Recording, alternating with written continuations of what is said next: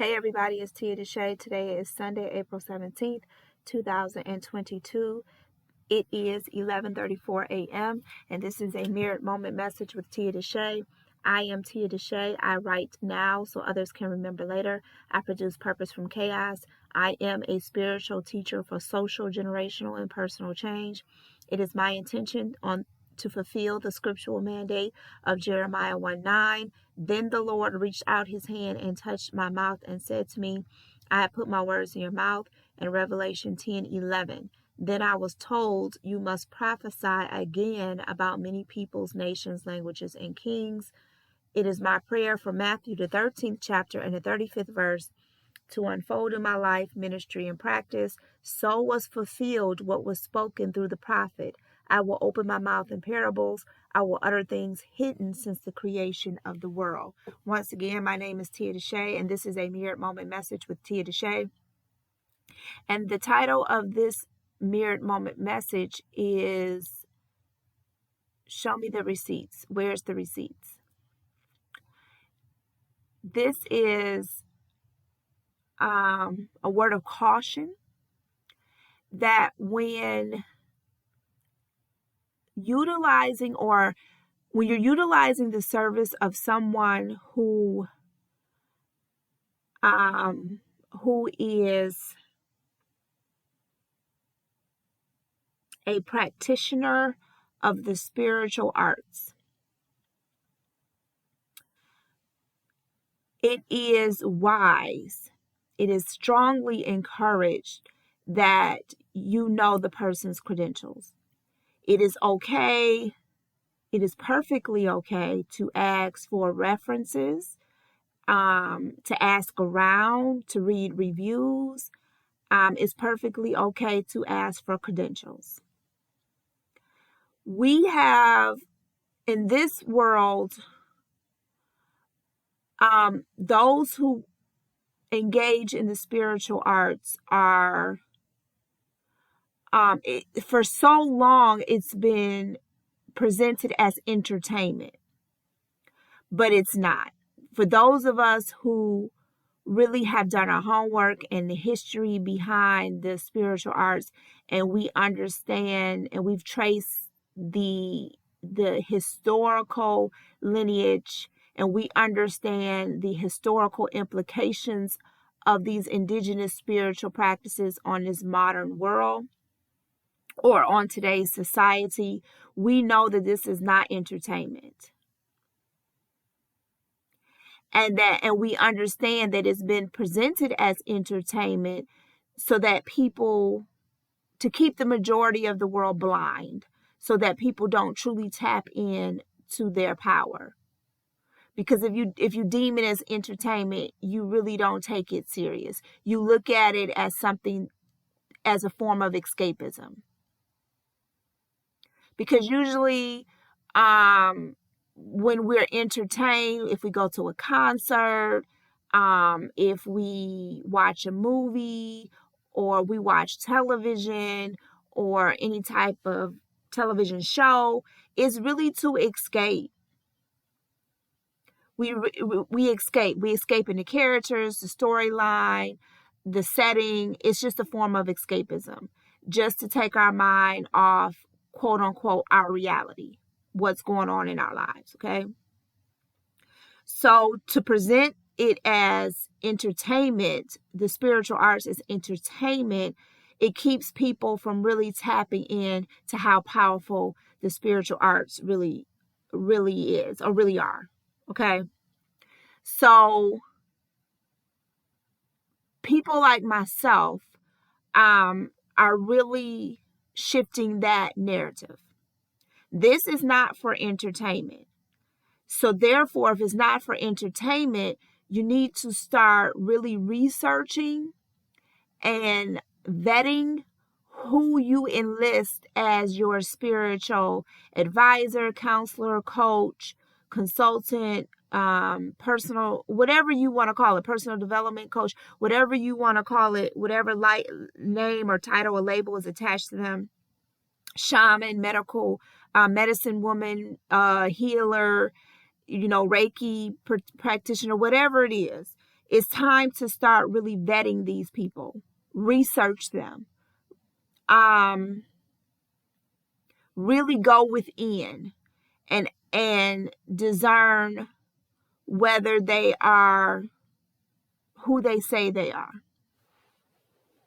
Okay?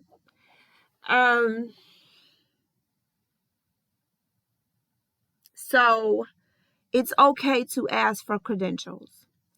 I would even go further to say, or go on to say that, or go deeper and say that be very mindful of those in the spiritual arts who don't engage in lifelong learning. You know, you could be of an indigenous tribe, part of, and your bloodline is just nothing but medicine women, medicine men, healers, shamans, clairvoyants, all of that. Like, it's just in your bloodline. Like, that's just your legacy. That is just your inheritance. However, even when you study people who come from that bloodline, they still sit under the elders. They still have a form of initiation where they are given, quote unquote, the right to practice or the right to administer their healing gifts on a larger scale. Like, there's still levels to the expression of their gift, even though they can trace generations back their gifting. They have to sit under elders and learn certain things. Like, they don't even get all of the knowledge right away, because they have to learn to accommodate and learn how to balance and learn how to use appropriately the gifts that they are aware of at the moment. Like, they still go through training, even though, like I said, you can trace generations back their gifting. So be very cautious and mindful of people who don't do any type of training, who haven't enrolled in any type of courses or certifications or whatever. Okay, let me preface with this. You don't need certifications and credentials to justify your gift. Because someone has the certifications and the degrees, and all of these letters after their name and titles, does not mean that they're any more powerful or any more gifted than the next person. That's why I said you have to, go within and use discernment, because they can have a long list of degrees and credentials behind their name, and they're no more gifted than the person who I mentioned before, they were just born into this bloodline of gifted spiritual practitioners. So be mindful of that. In this world that we live in, most of the time when you go to further your knowledge, expand your knowledge, it comes with a degree, it comes with a certificate of completion. And so you have those things, but they are not necessary. The titles, the degrees, the certifications are not necessary. But what is necessary is that you expand your knowledge. I'm hoping that you distinguish the difference of what I'm communicating here. What is necessary is that you expand your knowledge. You sit under a mentor. You learn more about your craft. Now, some things I do agree with because I've experienced it.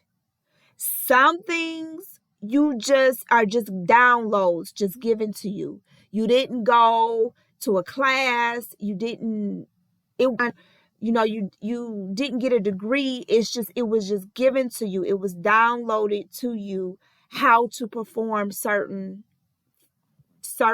practices and rituals. We are moving into a time where a lot of that, where people are just intuitively knowing how to do things. Those are things I feel that were already in your DNA.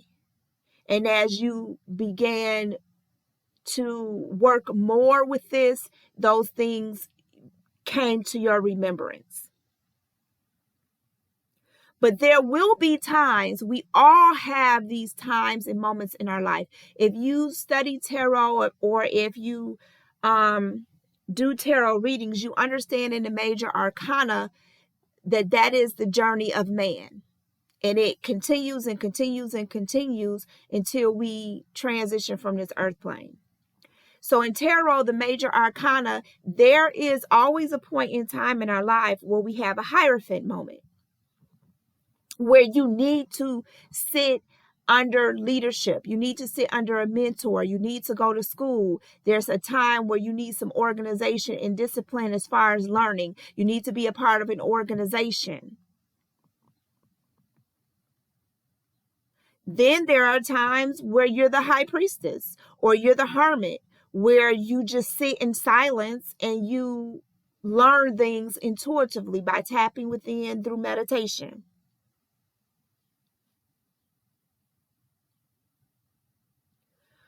Either way, you should always be in a state of learning. Because when you look at tarot and the Fool's journey and the major arcana, you're always in a state of learning.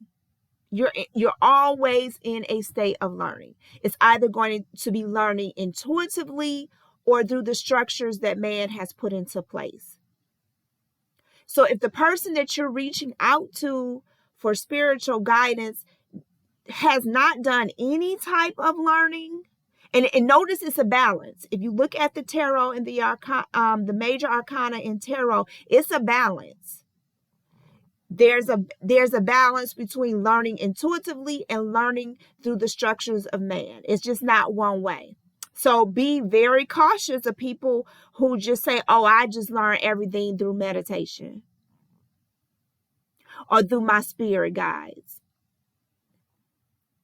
That's not balance. That's not balance. There needs to be some type of questioning, like, why does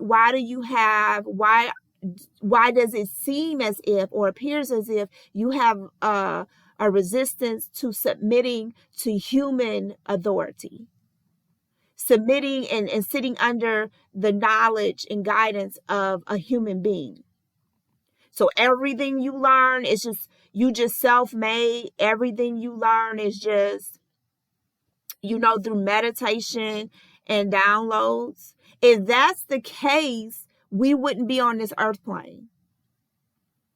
If we didn't need to learn knowledge from other human beings, we wouldn't be here. You would be on a different plane of existence where that is the way predominantly people learn or beings learn, is through intuition. On another plane of dimension, that is the predominant way of learning, through intuition, through meditation.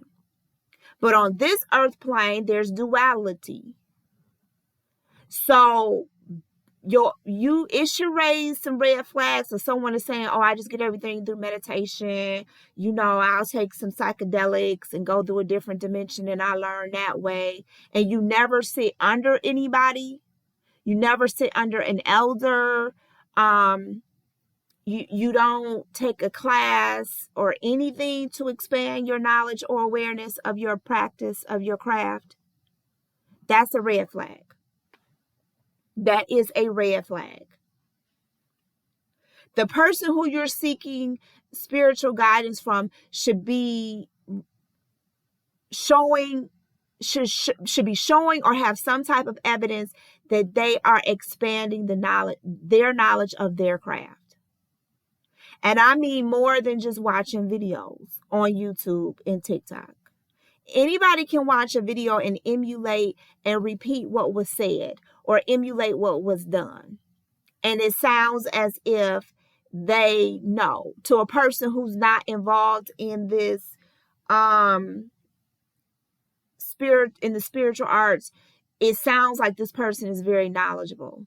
But all they're doing is just repeating, regurgitating what they saw on a TikTok video or on YouTube. And I'm not saying that you can't use YouTube to expand your knowledge.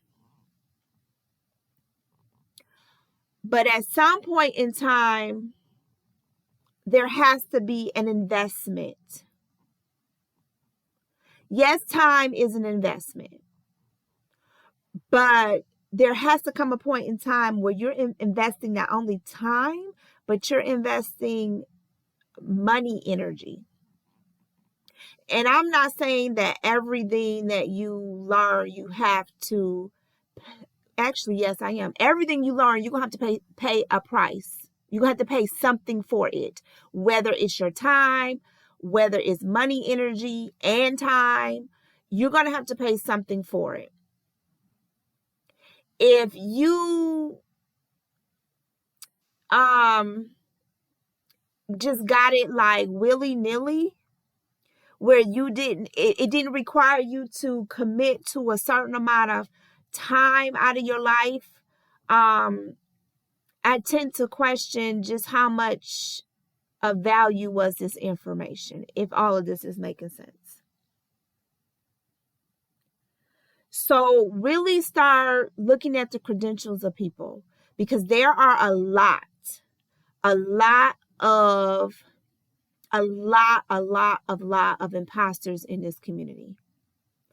I noticed that the ones who are really,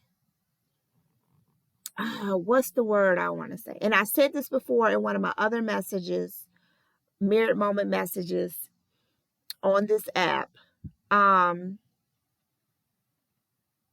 You're the ones who are really, really committed to this walk, to this path, they are expanding. They're breaking away from the status quo of doing things. For instance, with the readers on YouTube, the ones that I subscribe to that are really serious, they're starting to expand their craft. They're offering classes. They're expanding their spiritual services more than just doing readings. They're offering other type of spiritual products. And if they continue to do readings, they're breaking away from the status quo of how readings are done on a larger scale, or the trendy way to do readings. Like they're creating a new path. They're being led to create a new way of the readings that they're presenting to the collective. That's when you know that a person is really committed to this path, because they're doing something different within the spiritual arts and they're not doing what the status quo is doing. So really start doing your research. When you go to the doctor, when you go to the dentist, when you're wanting to invest your money, even when you are looking for a new job, you do your research. You ask, if you're looking for a new job, if you know someone that works at that particular company, you ask, well, how is it here? You do research about the company to see about their benefits package, their health care package. Is there any possible way that you can advance in the company? When you're going to the doctor, you do your thorough research. You just don't pick anybody and everybody to work on your body or to give you medical advice. So you're going to have to apply that same logic to now spirituality, because we have the ability to really alter your life if you are not aware of what you're getting yourself into. So please check out their credentials, and you ask. And sometimes it's not even about how long that they have been doing this, but just tell me, what's the last book you read related to your craft? Are you currently taking classes? How did you learn how to, to do what you're doing? They should be able to tell you. And even if it was intuitively, in some way, shape, or form, they still should be expanding the knowledge or their knowledge of their craft. And if they can't answer those questions, they can't tell you the last book they read regarding their craft, because they should be a reader. They should be a reader. They should have a library of books related to their craft. If not, that is a red flag. People can debate me on that. They can, they can disagree with me on that. That is fine. But that is one of the major things I look for. What's your library look like? What's the last book you read regarding your craft? If you're not reading, I tend not to, I tend to, that's a red flag for me. Personally, that's a red flag if you're not reading.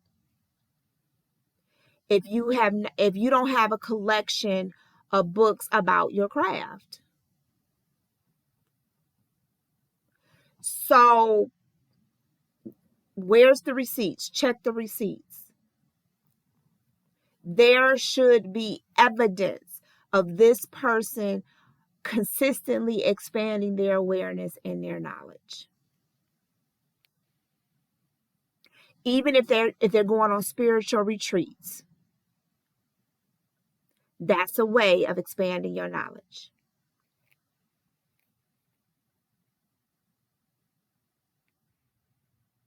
They're going to spiritual workshops, spiritual retreats, spiritual seminars. They should be investing in themselves and in their craft. If not, I would highly suggest and highly caution you to look somewhere else for your guidance. So this has been Tia DeShay. This has been another Mirror Moment message with Tia DeShay. Remember, pay attention to what you don't see, because what you don't see will help you make sense of what you are seeing. Until next time, be blessed.